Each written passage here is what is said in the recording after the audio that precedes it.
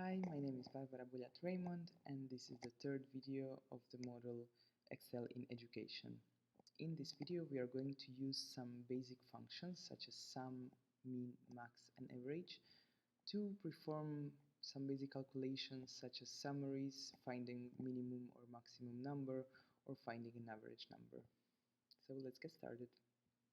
So, hi again. In this file, we have the table with results, and now we have to do some analysis here, and for this we need some basic functions.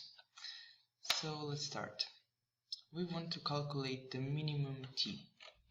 If you remember from the last video, here we calculated t by this formula. Now we can delete the highlight. So minimum t, we calculate it with the function min. So we start by the sign equal, min, we open the brackets, and we put all t's in the brackets.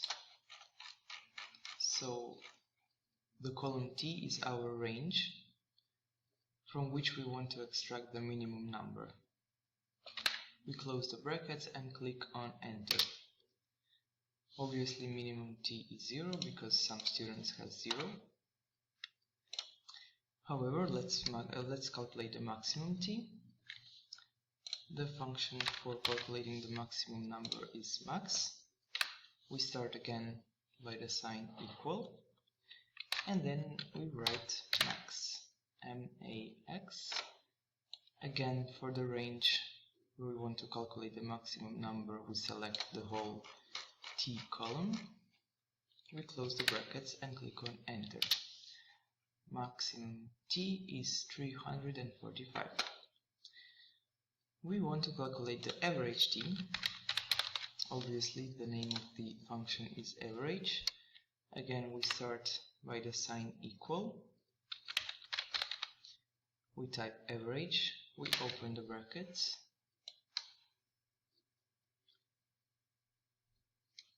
and we select the whole t column. We close the brackets and click on enter.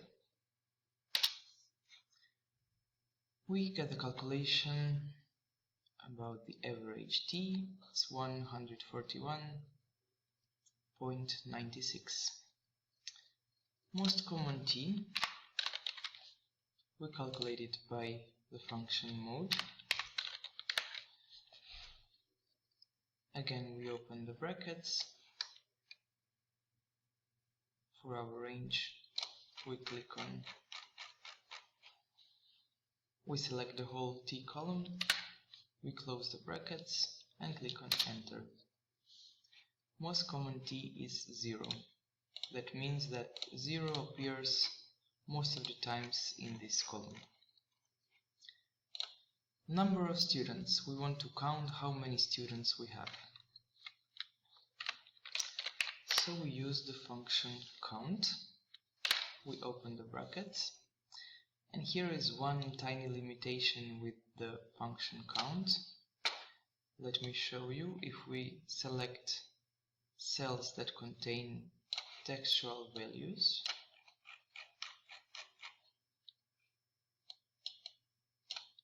and close the brackets, it will return 0. The reason for that is that the function count counts only the cells that contain numerical values. So, for example, if we, instead of names, take their IDs into calculation and click on enter,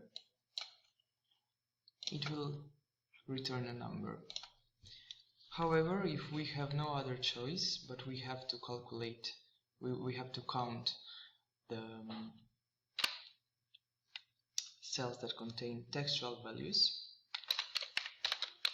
we can use the function count a. So let's see how it works.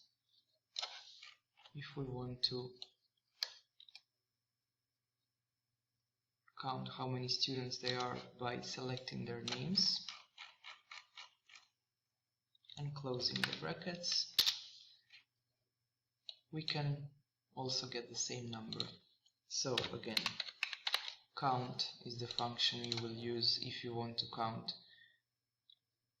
cells that contain numerical values.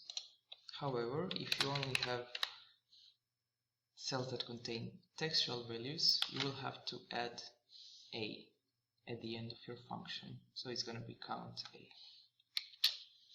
Thank you for watching.